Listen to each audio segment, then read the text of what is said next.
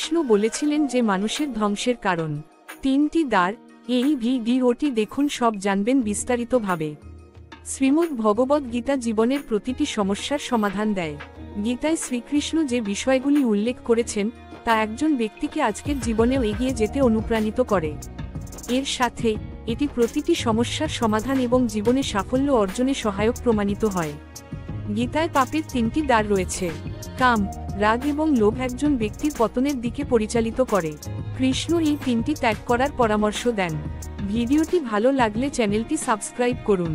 মহাভারত যুদ্ধের সময় ভগবান কৃষ্ণ অর্জুনকে যে শিক্ষা দিয়েছিলেন তা ভগবদ্ গীতায় বর্ণনা করা হয়েছে। কিন্তু গীতায় প্রদত্ত শিক্ষাগুলি আজকের সময়ে ততটাই প্রাসঙ্গিক যতটা সে সময় ছিল।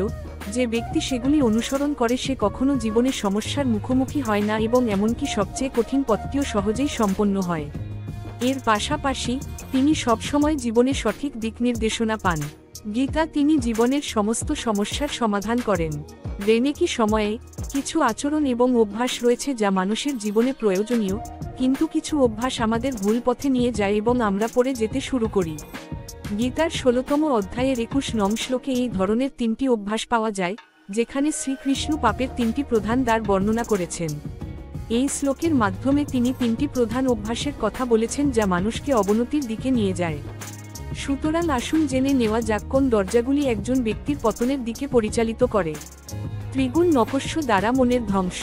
কাম, রাগ ও লোভ। এই আয়াতের অর্থ অনুসারে তিনটি জিনিস কাম, রাগ এবং লোভ একজন ব্যক্তিকে নরকের দরজায় নিয়ে যায়। ভিডিওটি ভালো লাগলে চ্যানেলটি সাবস্ক্রাইব করুন।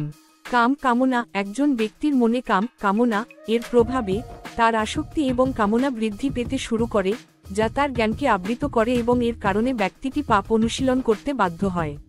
রাগ মানুষের মনে রাগ নিয়ে বিভ্রান্তি সৃষ্টি করে, যা প্রথম বুদ্ধিকে ধ্বংস করে দেয়।